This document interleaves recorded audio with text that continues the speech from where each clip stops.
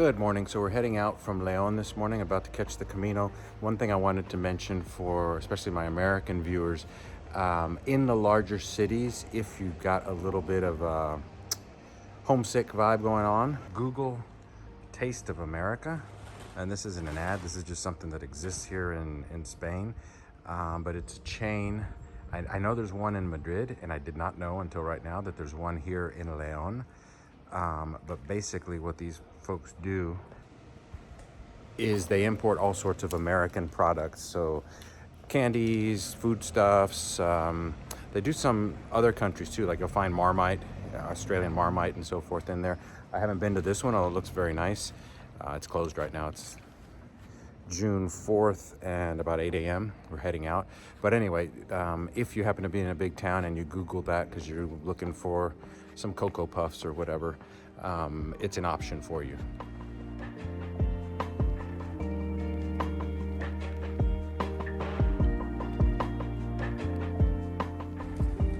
So here's the Basilica of León, which you can see from the arches is a Roman style, rounded arches, not yet Gothic, while the cathedral, which we just passed and you saw as well in the video, obviously Gothic. So you've got multiple styles here to take a peek at. Very, very impressive architecturally, beautiful stuff.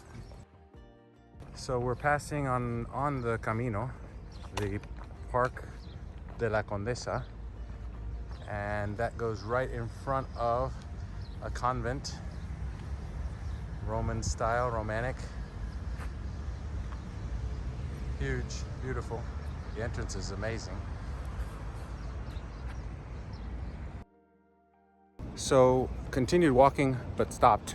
You'll recall a little earlier in the video I mentioned paradors throughout Spain that are old converted buildings that have been turned into hotels. And this convent that we're passing here, you can see the sign there by that car, is a parador. So if you're making the trip and you're gonna have to come through León. We're on the Camino, so the Camino passes right in front of this. When you're booking, if you want to have a little bit of a treat, book yourself or tell your agency to book you in the Parador in León. You don't have to go outside of town, because some of them are outside of town. This one is not. And you can stay in a beautiful, I would guess probably 11th or 12th century building. Have a great meal, because all the Paradors have restaurants with regional dishes, and you'll be right on the Camino to head out the next morning. Heading out of León, we've got our little Santiago shells, and we've got some more of these houses built into hills, which apparently is a thing here, something I was not familiar with. But Raquel tells me that they used to be, back in the day, they were used as like living spaces. And this one's got a for sale sign. Oh yeah, look up ahead. This one here, you see the little brick there to the entry, and it's got a chimney up there, and up next to the chimney we've got a for sale sign. So if any of you folks back in the States were looking for your Spanish getaway home, there you have options. But Raquel tells me that while they used to be used for living, now people use them as sort of like a little party getaway kind of place. Like you get a bunch of friends together, meet there and drink wine. And because they are built into the hills, they're sort of just naturally climate controlled. So people do use them as cavas, as places to store their wine and so forth. So anyway, interesting little fact about this area. We're still leaving town. We've got a huge industrial strip to go through before we get back out into the country. So we've exited León, and we're now about to enter a small village which is called the Virgin of the Way, La Virgen del Camino. You can see the yellow arrows here marking the way. At the other side of this village, there's a fork in the road. Both routes, we're taking the left one, which is more scenic, and is taking us to our stop for the night, which is Villar de Mazarife. So once we get out of here, we'll see how scenic the scenic is, because this is still city and not so pretty. So when you get to this church, much more modern structure with a really cool sculpture on the front, you are leaving Virgen del Camino, and down this route is the fork in the road that leads the two different directions. We're going to take the one on the left, which is the more scenic. So here is our fork in the road. There's Camino Frances on top, French way, and then below alternative, and that's the one we're going, because we're going to a different village. So we're going to go left here and take the scenic route down that way. So one thing that I haven't mentioned, and I'm not going to haven't filmed, is all the people you meet along the Camino. And that's a conscious decision, mainly because everyone does it for different reasons, and it's kind of a solitary, anonymous thing, sort of vibe you get into here. You talk to people, you find out about them, but I mean, no one really asks what anyone does for a living or anything like that. It's just sort of, I don't know, kind of a Camino conversation. But I will say, we've met folks from, well, we met Amy from Maine, Wendy and Brett from Dallas, Martin from Dallas also. We met the young girl from Minnesota whose name escapes me, Kathy from North Carolina.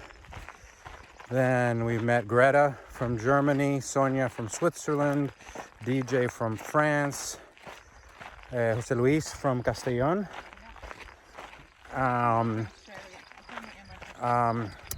What were their names from? We met Cecilia from New Caledonia. We actually had lunch with her because there weren't enough tables for lunch. That was in Hornillos. And so we had her join us so that she could have lunch, because they wouldn't serve, she was traveling alone, they wouldn't serve one person by themselves. Point is, you meet a ton of people, a lot of interesting people. Everyone's got their story, their reason for doing it. We just spent about 40 minutes talking to Brad from Toronto, living in Netherlands. He's on his 10th Camino. So he's been doing this since 1989. So he was telling us about different changes to the route and how things have evolved over time. So that is a big part of the journey. Just meeting people, talking to people, get to know them and why they're here, why they're doing it, what they've been through, shared experiences. It's a lot of fun,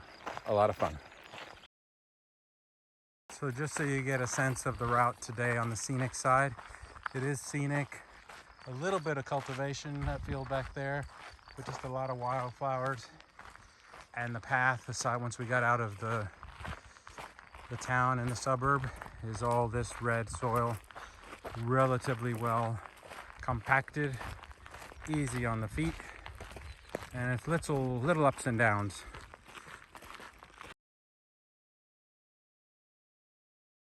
When you come into some towns, like they just tricked us here in this little one, you'll see these and you'll see those over there pointing two different directions, right? So sometimes the clever bar owners will put their little arrow to their place, and they'll put bar, so it's not like they're trying to trick you outright. But the bar arrow and the Camino arrow may not be the same direction. And we just did a little detour of about, not much, 10 minutes, which if we'd wanted to go to a bar would have been awesome. But it's just something to keep in mind when you hit some of the smaller villages.